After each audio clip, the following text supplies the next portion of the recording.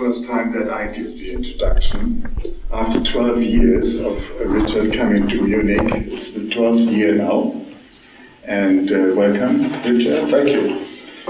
We have a slightly different program this evening, and it's the first part of this kind of talk is about the book Confessions of a Seeker. That is Richard's latest book. You wrote that, or you have just about finished it, huh? Yeah, yes, less than a year ago it came out, yes. And also for me, this is the first time that I experience him as a seeker, because as long as I know you, you haven't been a seeker at all. So this is before the non-duality came in for you. Mm-hmm. And in that way, I also find it interesting that Richard has told his story very humorously and kind of sharp in a way, looking at the whole spiritual scene, actually worldwide, because he was traveling around to Nepal, India, and England, of course, tried all kinds of things from Buddhism, TM meditation, macrobiotic, hippies, drugs. What? Like you. Yeah, like me, yes, of course. But his story as well. So in that way, it's a very funny part, sometimes funny, sometimes critical, and I would like to also always see this on the background of non-duality, because it's clear that you don't promote spiritual growth with this book. Mm-hmm. That is clear. Yeah. So it is not that here anything of what is written here is meant to be taken seriously. Is it? Seriously? Well, there's some quite critical things in there about certain philosophies and religions and so forth. Maybe we could take that seriously if we wanted to. Yeah. But no, it's not promoting it. Definitely not. No, you are not saying spiritual growth is the truth. In our book, no. On the contrary, there's always some kind of Richard also says that he himself is a skeptic. Skeptical. If you want to sum the point of view, I mean, that book covers a huge chunk of my life, at least 30 years, really, actually more. And if I was going to sum it up in a phrase, what my point of view, I would say, I hope I'm an open-minded skeptic. I'm definitely skeptical, and I hope I'm open-minded. Yeah. And what was the first impulse that made you look for something deeper? Can you remember? Very, very easily. Unhappiness, as it is for many people who set out on a seeker's path, whatever that means. Yeah, unhappiness with life. And dissatisfaction. Was that in your teenage years or later? When did that really become clear? It didn't become... it didn't turn into something which could be described as a spiritual search until my late 20s. So before that, I sort of coped with my dissatisfaction with life and my unhappiness in more, the more usual ways, drinking beer, taking drugs, hanging out with friends, that sort of thing. So, but in my late 20s, I suppose, I had a major acid trip, which kind of blew apart my conceptions of what reality was. And that was probably, it's difficult to assign cause and effect, but that was probably the first step. And then I dabbled with some meditation techniques on my own after that, didn't get anywhere, and went off to do TM. And the TM initiation was almost as big a revelation as the acid trip had been. So that was it. After that, I was just hooked. I was gone. Then forget about the next 30 years, really. I was surprised when you described the TM experience. I also was initiated also with this mantra, nothing happened for me. So can you describe that a little bit more? What really happened there? Is that in some way comparable to the not being there? No, I would say not. Maybe some people would disagree. I would just say anyone who has experienced transcendence at all, it was just a profound and very deep transcendence, but then add to that the fact that this is the first experience of this. I probably can't remember how old I was by then, maybe 30 roughly, and this is the first experience of transcendence ever in my life. And it was that transcendence, the chatter in the mind just switched off for quite a while, and it was the first time in my life since I've been old enough to be conscious that the chatter in my mind had switched off while I was awake. So it was quite an experience, and I can remember it was sort of slightly trippy, because I can remember leaving the centre on a Sunday afternoon, having been initiated, and it's like the buses, the red London buses going, I was like, wow, the red of them is like, as if I'd taken acid. So it was quite profound. And I mean, I'm no expert on this at all, but I believe this is relatively common with first experiences of TM, maybe other meditation techniques as well, but I don't think it's that uncommon. Some people, it's like it does nothing for them. Other people can have this really profound experience straight away, which of course is then, it's a huge hook. It's like, wow, I want more of this. So I kept going, I became very passionate. Yeah, and would you say it has something to do with this mantra?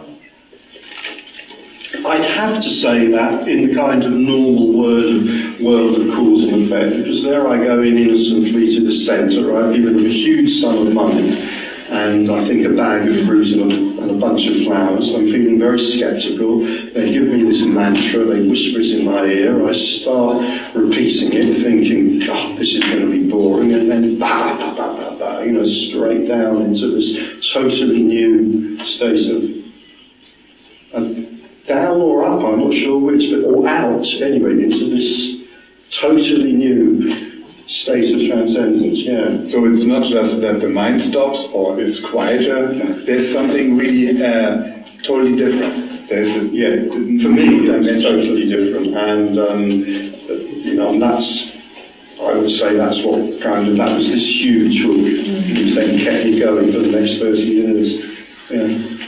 And also interesting is, that is maybe just historically interesting, that from there you went to this Indian Guru Raj. Guru Raj, your holy memory. And obviously a lot of the TM people, especially those in the higher ranks, went also there. Yeah. And can you explain what happened? What is the connection there? Yes, this Guru Raj Ananda Yogi, who I followed passionately for about 3 years, he came out of nowhere and his organisation grew enormously very quickly.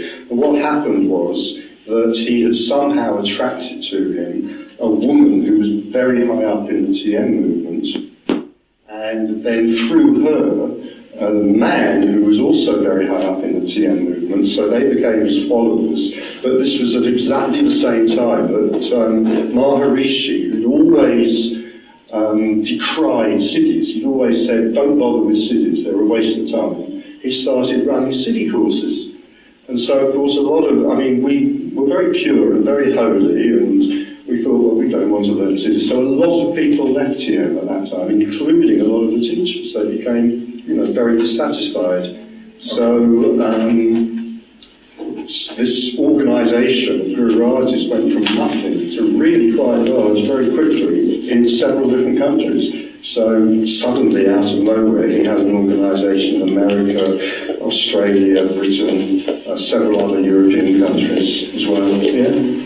So the guy must have had something to Oh, God, yes. Some kind of energy or...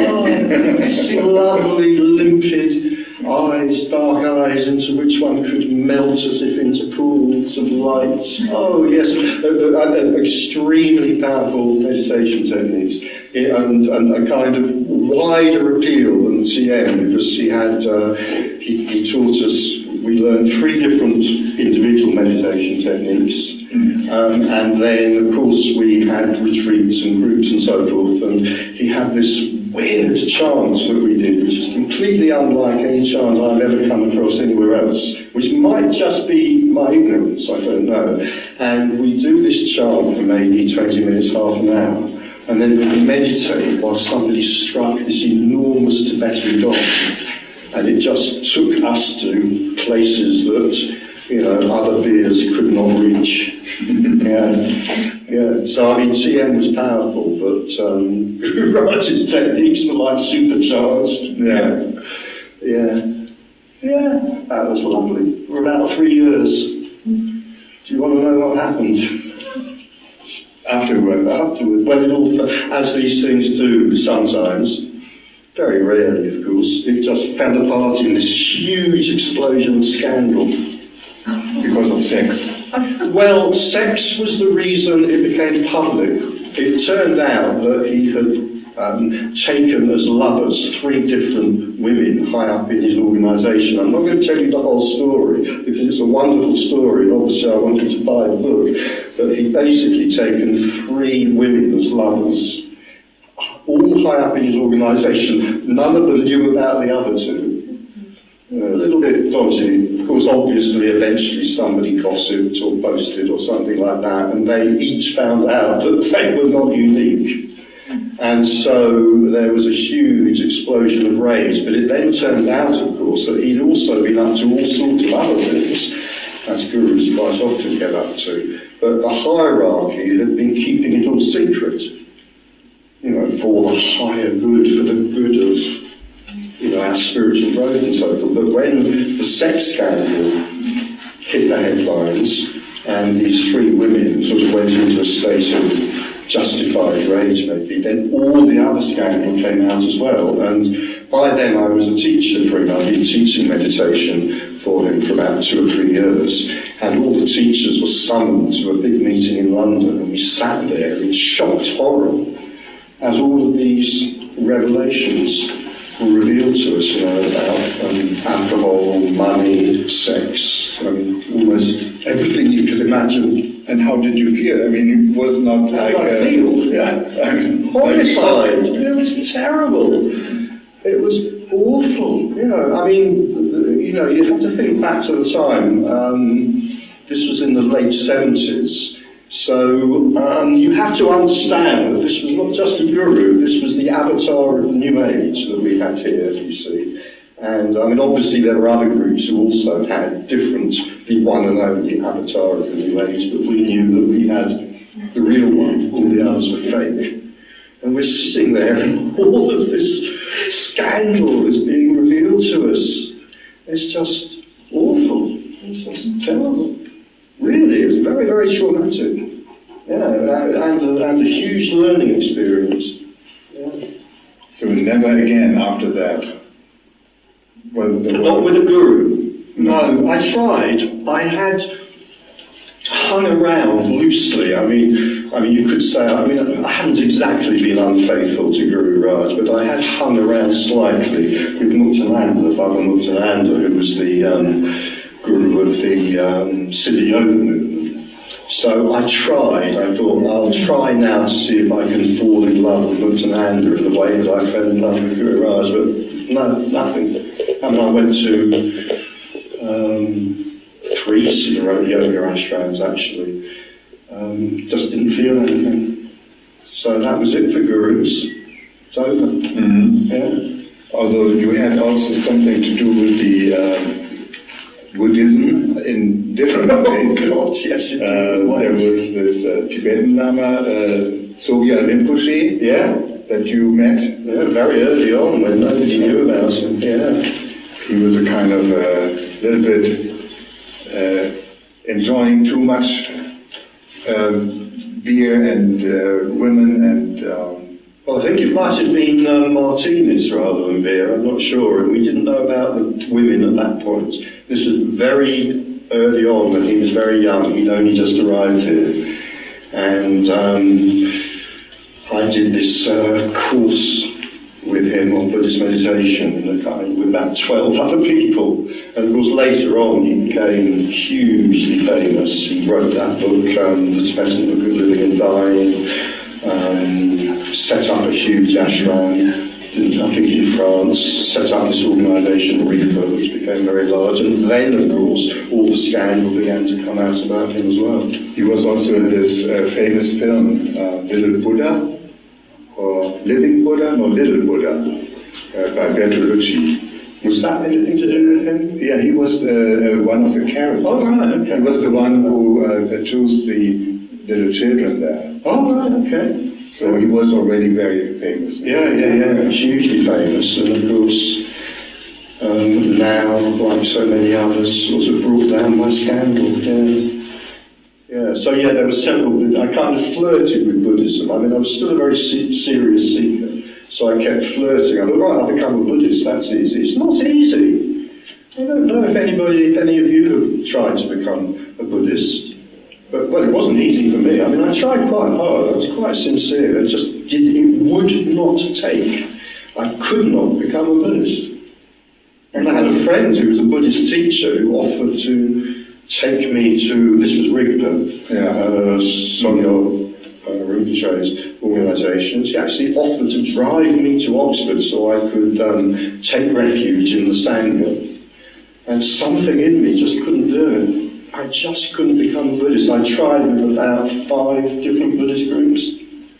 It just got worse and worse. Each Buddhist group I went to, it just got worse. But if you look at the teaching, the essential teaching, it seems to me that if there's anything similar to what you would say in non-dualistic, absolutely, there is, in Buddhism, it is said that there is no I. Absolutely. So in that way, there is a connection. Yeah, definitely. And the central teaching is great. I've got absolutely no problems with the central teaching. In fact, I have no problems with Buddhism whatsoever, except it turns out I can't be a Buddhist. I mean, I can't tell you why. I just can't. It's a bit like, I don't know, it's a bit like going to the latest film all your friends love and you don't like it. You can't help it. It's just, you know, your friends get very disappointed. I want to read a little quote, okay, and want you to ask you what you can say about this. I find that quite. You said, you write here, up to this point I have lived by Socrates' dictum, the unexamined life is not worth living. Yeah. Now I'm beginning to wonder whether the too much examined life may not be worth living either. Yeah, and I stand by that. Yeah, I started wondering that probably about 30 years ago, and I still stand by it, yeah. Yeah, I think there is a kind of balance, you know. I think, I'm not sure, to be honest, I'm not sure whether Socrates is right that the unexamined life is not worth living, because I have not tried to live it. So the unexamined life might turn out to be wonderful, you know, if I'd spent my life, I don't know, drinking beer and going to football matches, that might have been great. So I'm not going to comment on that. But I do think, you know, yeah, there is a point, it's a bit like there comes a point maybe in therapy. You know, therapy can be great up to a point, and then maybe there can be too much therapy. And I think the same with seeking, you know, it can be great up to a point, you get a lot from it, a lot of entertainment apart from anything else, and then perhaps it can just become neurotic, maybe, for some people. Well, you certainly did the other side here quite a lot, huh? This examining of... I did examine. Yes, I cannot, whatever I can be accused of, I cannot be accused of living the unexamined life. I did examine my life a lot, and some people would say too much. Yeah. That can sometimes be the end of the seeking, if you really can't go on anymore, or... Yeah. Well, it was not like no, I kept going. You also have some philosophical parts in this book here, some serious questions. Absolutely. But yeah, I like to think that it's both very humorous and an extremely serious book. Yeah, that's it. There's one which I find very interesting is the headline already. Matter thinks. Doesn't matter. How does matter think? Yeah. What is consciousness? Yeah. That is certainly one of the main questions in not only philosophy, it's also scientists. The brain, is the brain producing consciousness, or what is consciousness? Can you say something about that? Well, firstly, I would say there are several chapters in there which could be considered to be philosophical, but the two key philosophical questions that it addresses is really the nature of consciousness. Can consciousness be explained by physical reality? And the other is free will. Mm-hmm. And the reason I think that I've included those is because it seems to me that both those questions bear quite centrally on a lot of the other material in the book, on the material about seeking. So I felt like they were worth considering. And now, what was your question? Could I just if you can say something about the problem that is involved, or is part of this question? What is consciousness? The problem, which it seems to me a lot of physicists, psychologists and so forth acknowledge, and a lot of others don't. So there's a huge controversy over this, and it's quite clear in the book that I'm very much on one side of this controversy and not the other. But the problem, which is actually called the hard problem by a lot of physicists, so even physicists think this is a very difficult problem, and a lot of physicists think it is a problem that will never be solved, and I agree with those, is that we have this material stuff. Okay, we understand this material stuff wonderfully now. I mean, we even understand it down to the atomic level, the subatomic level, and so forth, but it's still kind of material stuff. How does it produce consciousness? I mean, put it another way, we know that there is in the skull this thing, this object called the brain, and that brain obviously is intimately connected with thinking. How does that happen? I mean, if you take a brain out of a skull and lay it on a lab and look at it, or even if you keep it somehow hooked up so it's still alive, there is absolutely nothing about its physical structure that suggests that it would somehow be able to create consciousness.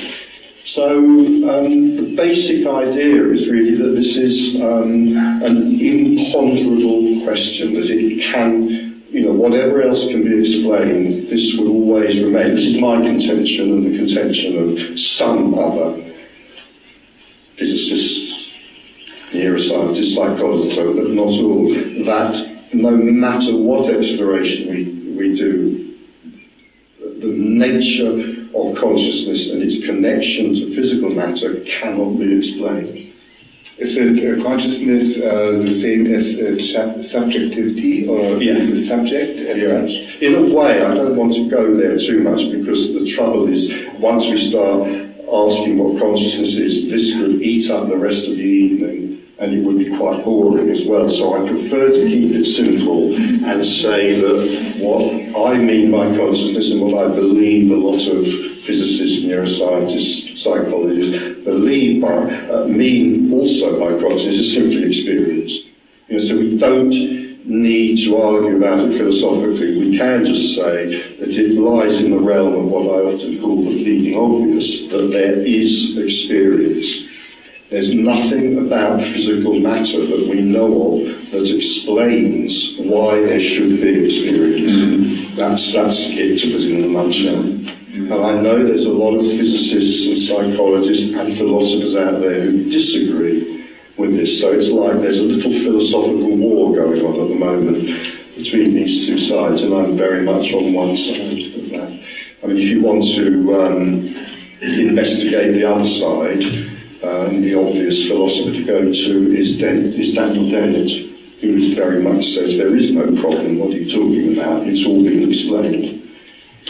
I just have to think that what Tony often says recently, there is no consciousness. Yeah, sure. That is also what kind of hit me, because my whole career was about what is consciousness, the question as a challenge philosophically. And then Tony comes along and says, well, it's bullshit. Absolutely, there's no consciousness. I use the word consciousness because I don't think it's possible to have this discussion about philosophy, neuroscience, psychology without using a word like that. But, of course, actually all we're talking about is the fact that there is experience. You know, we don't have to add on to that the idea of consciousness, but I'm just trying to deal with the subject in the way that it's normally sort of discussed and referred to by the philosophers and the neuroscientists. Yeah. So maybe soon I will say, please read something that you would like to read. Okay. And then maybe everyone can ask questions to this about the book or about anything. And then we have a little break, like maybe 10 minutes. And then, if that is okay with you, we just have an open evening, like as non-duality. Bearing in mind that usually we talk about non-duality. Is that okay for you too? Or would you like me to ask more questions about the book? Should we go for it then? No one's saying anything else, so should we go for it? Yeah. If you've got the book, we'll see. I've got two passages. I'm not sure why they come to me, because the book covers such a huge ground, it's difficult to get a feeling for it just from one or two extracts. But a couple of extracts have come to me, and I'll try one of them, and then if you've got the patience for the other one, it's not going to be the one you want. I'm sorry. No, that's totally fine. I mean, just want to mention that. Yeah, there's also past life experiences in the book, and all of what you can think. It's everything is there in the book. Christian honed in on the fact that there is an account in this book of I'm going to do the air quotations when I say past life experience, right? There's no suggestion of either belief or disbelief in this. As I said, I'm an open-minded skeptic, but nevertheless, the experience was a past life therapy.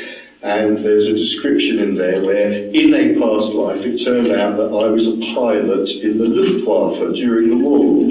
So Christian tried to persuade me to read that out, but unfortunately that's third on my list, so we're not going to get to it. But I hope you are not sad when I leave this and go over there. I'll overcome it. I'll overcome myself. I will be sad. Thank you very much. It's okay. Well, thank you for the questions. That was fun. Yeah. So I have a kind of, for many years I have had a kind of subsidiary life in Wales, with friends in Wales, which is an area of Britain, whether you know this or not, which is very much a centre of hippies and all sorts of things that we get up to, and lots of very weird beliefs, strange beliefs. So this is probably the longest paragraph in the book. I may try to cut it down. It's just the description. I'll just set the scene. I'm standing in a kitchen in Wales in a friend's flat, and I've been having an argument with another friend's 18-year-old daughter.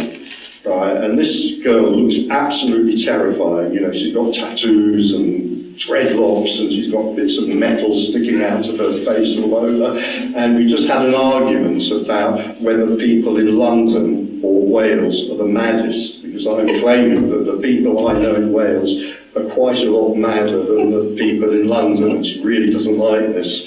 So I just said, you know, we end up agreeing to disagree, and she makes me a cup of tea. So it's all right in the end, you know. We don't come to blows, but this is then my justification for why I think the people in Wales are that much madder. I don't know if I'll get to the end of this very long paragraph, but I'll give it a go. Oh, by the way, if I do, there's a reference in here to something called home education. I don't know if you have this here in Germany. Parents have the right in Britain to keep their children out of school, not send them to school, and educate them at home. Yeah, can you do that here? No. Oh, you'd probably be putting, no, well, we can do it in Britain, and it's called home education when a parent does that, so that's the reference if we ever get there. So she's just making this cup of tea. The kitchen in which we are standing belongs to a friend who seriously believes that the world is ruled by David Icke's shape-shifting, 12-foot-high, bejeweled lizards. Perhaps you do too, but if that is the case, you really should not be reading this book. His ex-partner drives from her home to a nearby village every few days to collect water from a spring in a huge plastic container, having been convinced that drinking tap water will imperil her health and may shorten her life.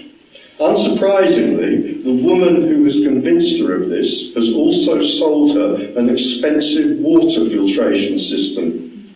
Presumably, this is so that she does not become seriously ill or die from the bugs which might have contaminated the spring water, for the fact is that sheep piss nearby. Yet most of us drink tap water, and our longevity continues to climb remorselessly upwards. Her next-door neighbour channels angelic healing forces, and a friend across the road is the mouthpiece for a spirit guide who dispenses cosmic wisdom every Thursday evening. Just up the street lives a lady who regularly goes on a detox diet of such savagery that it deserves to be classified as an eating disorder. If you greet her with a hug, you find yourself holding bones. The man a few houses along from her meditates for up to 8 hours a day. If he meets you in the village, he may grunt and nod. Parents going for home education, which, as one of my friends caustically asserts, down here should really be called no education. The parents keep their children away from school and instead gather with them regularly at coastal coffee bars. There they ignore the children who are left for hours on end to reenact Lord of the Flies on the beach. One of these parents is receiving help from an entire healthcare team, including psychotherapists and social workers. She seems to have made it her mission in life to seduce each of these in turn. In this, she has so far been remarkably successful.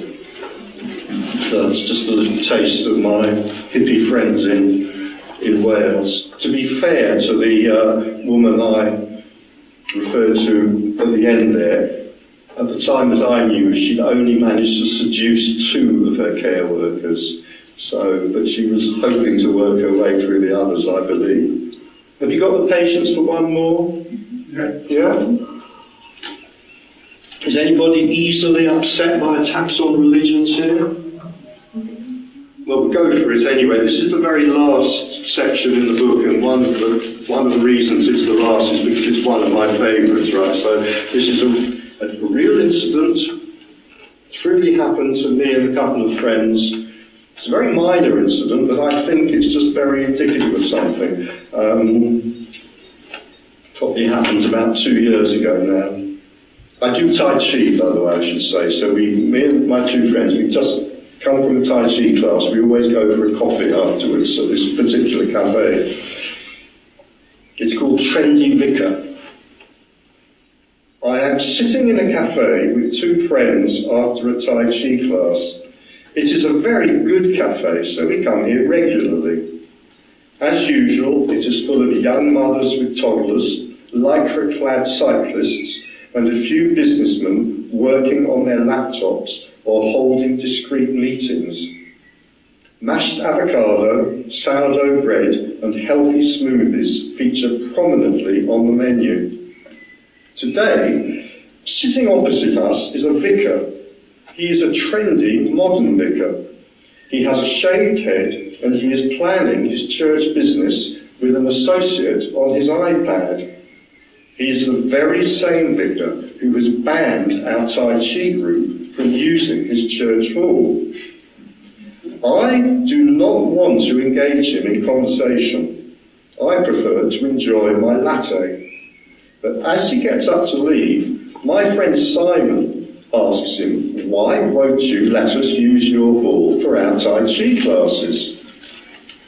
The vicar patiently explains. Many people, he says, believe that Tai Chi is simply an innocent form of exercise, but it's not. It's a Taoist practice. Taoism is a non-Christian religion which is trying to make converts in this country. As a Christian, I believe that if I let you use God's premises for your Tai Chi classes, he'll be angry with me. Then, when I die, I'll have to explain myself to him. To show that there are no hard feelings, he shakes hands with each of us as he leaves. At this point, I cannot help being drawn in. I grip his hand tightly so that he cannot easily withdraw it, look into his eyes, and I say, the problem you have is that you don't really know what kind of a God you're going to meet when you die. God might turn out to be a Taoist. Then he might be angry with you because you didn't let our Tai Chi group use your church hall. He does not say anything to this. He looks momentarily confused. Then I let his hand go. I want to add, do you realise how psychotic you sound to ordinary people like us? I want to add it, but I do not. There's a few other... One of the things that strikes me, and one of the reasons I like that passage, and there are a few other passages in there, I mean, there is a lot about religion in the book, actually, and it's something to do with our conditioning, that because we're kind of so conditioned, quite often in social situations like that, but also on radio interviews and on television and so forth, I hear people saying what, in a way, are the most outrageous things, but nobody notices because we're so conditioned. You know, that we just kind of accept it. It's like we've gone deaf to kind of how bizarre and how mad some of the things that are said in the name of religion are. And actually, as I'm saying that, have you got pages? Well, one very short other, because this is just another example of this, and it's from the same chapter. It's extremely short. It's just another example. I'm just listening to the radio very innocently one day, and I hear somebody say the most outrageous thing, and it's on a panel, and nobody says anything, nobody questions it, nobody objects, because it's just one of the kind of things we're so used to hearing. So this is called the resurrection of the flesh. It's about the fact that God is going to resurrect us at the end of the days from our graves, which is a moment I hope you're all looking forward to as much as I am. But when you hear the justification for it, this dogma in this passage, you might change your minds about this. So this is called the resurrection of the flesh. During a discussion of faith on BBC Radio, a representative of one of the Abrahamic religions patiently explains why we must be physically resurrected from our graves. It is so that God can judge us, and, if we are not worthy of salvation, cast us into hell to be tortured for all eternity. It is necessary for us to have a physical body, as otherwise we could not experience this torment. Not one of the other panellists, who all sound like quite reasonable 21st century men and women, thinks it worth commenting on this poisonous belief, nor on the nature of such a monstrously evil deity. No one states that this opinion sounds psychopathic or possibly psychotic. Everyone lets it pass, I suppose, in a spirit of interfaith tolerance, as if the religious scholar had said nothing more remarkable than the weather's looking good for tomorrow. There you go. End of extracts.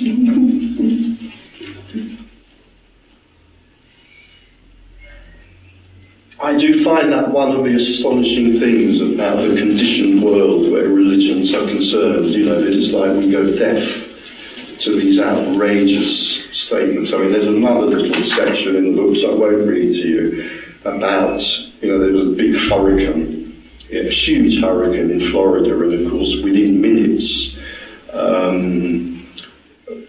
churchmen are saying this is God's wrath visited on America because we tolerate homosexuality. And it's like, what? I mean, this is psychotic. I don't think psychotic is an unkind word to say. You know, it's like, well, I can see why hurricanes might be God's wrath visited on humanity because of global warming. You know, that kind of makes sense. But anyway, you know, I'll leave the point there. I think I've made the point, hopefully. So, okay, what are we going to do next? Are we going to take a break? Well, or maybe some people want to ask something about the topics that we... Okay. Like, for example, I would add that this Christian religion is really absolutely mad. And the content, what is the idea behind it? And yeah, we are so used over almost 2,000 years to believe in this or to think this is okay, that's the religion. But how there can be one Son of God and the rest is what? I mean, that's one thing. And then the whole thing with the resurrection.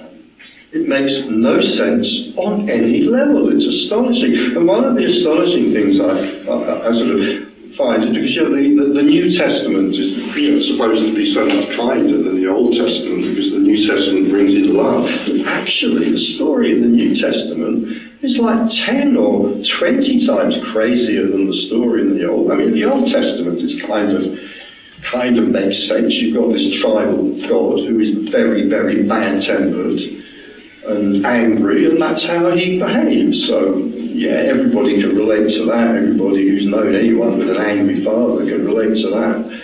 But the New Testament story, I mean, it is just bizarre beyond belief. It doesn't make sense on any level. You know, this is God who is all-knowing and all-powerful and all-loving, but will then torture us for all eternity if we fail this one very, very bizarre test that he sets for us.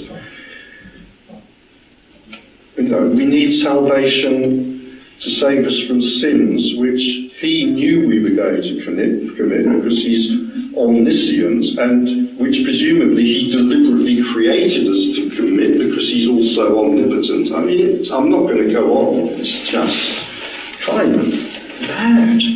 And yet, for 2,000 years, it holds more or less complete sway over the Western world. What? Is that kind of what you're getting at? So, I mean, what we, as seekers, when we follow the guru, for example, for me it was Osho, the church would point it out and say, look at these stupid idiots, they have a guru and adore the guru, and yeah, what is Jesus? I mean, it's even more weird. The guy is not even there, and it is considered to be the only one. So all these things, and it's the powerful positions that these people still have and hold in society, and this is crazy. One of the things I find both, you know, very amusing but also absolutely horrifying is when you hear, for example, Catholic priests, bishops and cardinals denouncing cults, denouncing guru cults. Like, what do you think the Catholic Church is? Exactly. You know, one of the most successful cults the world has ever seen. Also one of the most, you know, successful totalitarian organisations that the world has ever seen. Yeah. You know.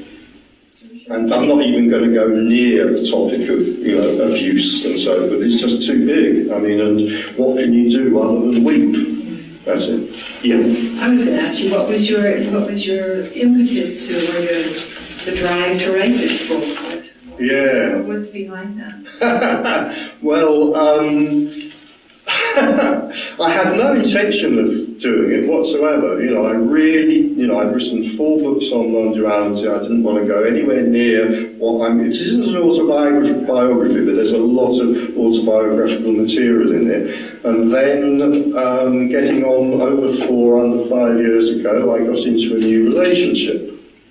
And I think, as often happens, you know, we started telling stories of our past, and at one point, you know, Dawn, who's very valiantly sitting there behind the camera filming this at the moment, said to me, "You should write this down, you know, it's interesting." I said, no. Well, yeah, go on. So I just tried. A little bit, just took one anecdote and sat in a coffee bar, which I love doing anyway, and just wrote it down, and then, you know, next time I saw Dawn, I read it to her and said, "Yeah, that's good, you know, go on with that."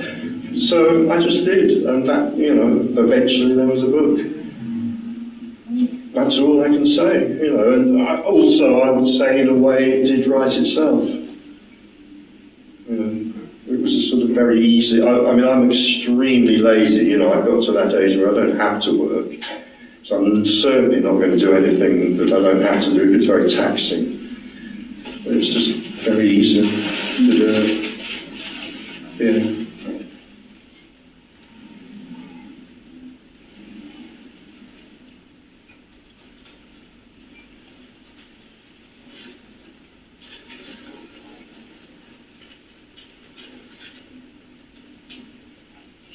So anything else on this before? I just want to make a remark. I've read this book 2 times and I enjoyed it very much. There you go. I'm going to hold it up to the camera on that one. Okay, there's a little advertisement available on Amazon. And also, if you want an autograph copy, available in the hall back there as well. Yeah, thank you for that. Yeah. I was just wondering if you have any spiritual experiences now, recently? Yeah, I'm always a bit cautious with that phrase, spiritual experience, possibly for fairly obvious reasons, and maybe like a lot of people who've been trained psychologically and psychotherapeutically, I prefer, you might think I'm nitpicking, but I prefer the word transpersonal, and the reason that you tend to read about transpersonal psychology rather than spiritual psychology because it sounds more respectable. They actually mean exactly the same thing, transpersonal and spiritual, but anyway, so having cleared that up, I would say, I mean, I've obviously had quite a lot of transpersonal experiences that have gone into the book, and more recently I've had I have had and still ongoing sort of what would normally be considered Kundalini experiences and so forth. Yeah, to which I would be reluctant to assign any significance whatsoever. Yeah, I would just say, okay, yeah, these are experiences. This may be why I resist the word spiritual. I think as soon as we use the word spiritual, it's like there's such a weight. That word is carrying such a weight that it's something incredibly special. And I think, so I resist that word. You know, I would say transpersonal experiences are just experiences on a certain kind of level. Just like, you know, there are physical experiences, emotional experiences, psychological experiences, transpersonal experiences. So I wouldn't necessarily assign any great significance to that. But yeah, to some extent that's ongoing, yeah. You say, or you write something like, it seems that gurus fear psychotherapists. Yeah, not quite that. Yeah, I don't think it's that they fear them. It's just they don't want their disciples, their devotees, to go to them. I don't think that's any more mysterious than saying, you know, an electrician fears other electricians. They don't want their clients to go to other religions, you know. Like a competition. It's competition. I think there's a bit more, I'm being a bit simplistic there, there's a bit more with the guru psychotherapist thing. I think just, you know, we start going to psychotherapists, it's quite possible that all sorts of pennies might start dropping, as we say. Do you have that phrase also in German? Yes, pennies dropping. It's like suddenly you get a breakthrough in your ideas and your thinking. And I think maybe that's it, you know, I mean, that famous thing, isn't it, Osho, you know, leave your shoes in your mind at the door. Yeah. Now, I can see very good reasons for leaving your mind at the door. I'm not cynical necessarily about that instruction, but nevertheless, we could be cynical or sceptical about it. The guru, in a way, does gain an advantage if we don't think too clearly, particularly about the unending queue of attractive young women who are going through his sleeping quarters. And I think, you know, one of the problems of people going to psychotherapists is that, you know, we can wake up to seeing the world in all sorts of new ways. And that can be a threat to everything that we've been doing up to then. So if we've been a devotee of the guru up to that point, going to a psychotherapist could be a threat to that, in the same way that it might be a threat to our marital relationships. Does that kind of make sense? So I think it's a little bit more than just not wanting a rival. Yeah.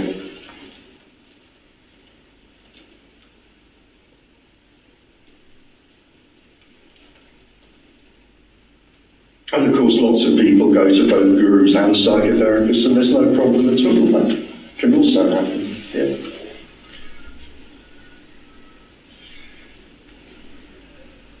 And psychotherapists could become a guru. Yeah, sometimes do. It's like, can a psychotherapist or a guru or both? Same for, I mean, Jung, Freud, R.D. Lang, they all have kind of something of the guru about them. Yeah. Yeah.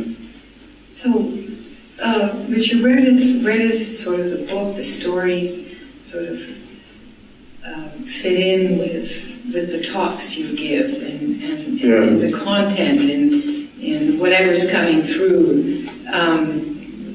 Is the book and the stories in there and the experiences or whatever just part of what is?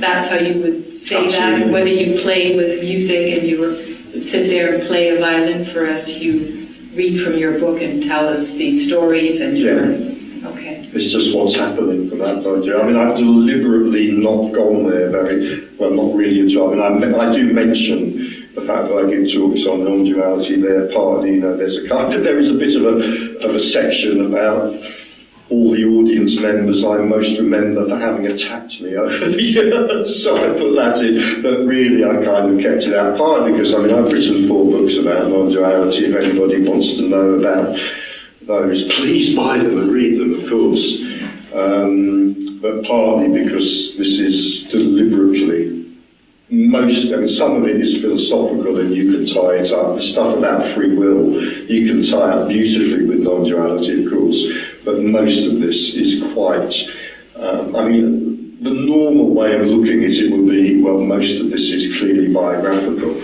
So my way of looking at it would be, well, it's story. Yeah. It's a collection of stories which apparently happened to an apparent person in an apparent past. Yeah. Yeah. Where you also reflect on memory from in the beginning already. You say, well, I don't know what really memory means here. We are more creating this, what we call memory. It's almost like a creation. At the moment. I have to say, when I wrote that, I think that's a very important point, but when I wrote it, I wasn't in any way particularly thinking about that from what could be called a non-dual perspective. I was just making what I think is a perfectly obvious point from the psychological point of view as to how memory works. And probably the easiest way to sum up how memory works for the layman is it doesn't work very well, basically. So it's worth making that point because this claims to be a book of memories, and it has to be understood that those memories. My memory is as faulty as anybody else's. If anybody, nobody is supposed to recognise themselves in this book. But if they do, and they object to what I've written, I'm hoping that this is my get out of jail free card, that memory is very faulty. However, I have to confess this has already happened once. I have had an extremely angry Buddhist on my case who should never have, I don't even know how, I'm going to use the plural pronoun to conceal their gender. I don't know how they knew about it. There's no, they shouldn't have known about it. I mean, I'm talking about somebody I knew many, many years ago. I don't know whether they've been secretly following my career, but they did find out about it, specifically the bit about themselves, and they are very, very angry with me about it. Yeah, and there's a few other characters in that book I hope never find out about it. But what can you, I mean, this is the danger if you start writing about reality. This is the danger. What do?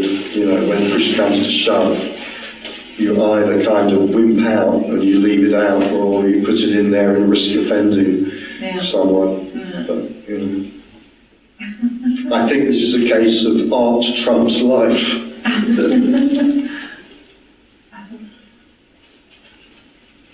I'm certainly not the first writer to have lost a friend or an acquaintance who's recognised themselves in a work of literature.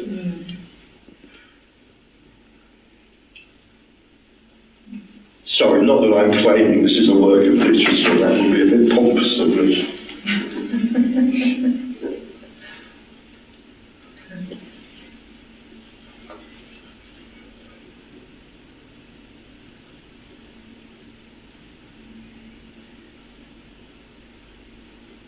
So maybe we have a 5 minutes or 10 minutes break, and then start fresh again. Okay, and let's do that. in this time, maybe you can sign books. Or Yeah, absolutely. But only my own books. I'm not signing random books written by other people. Yeah, sure. Here, sign this book. Yes.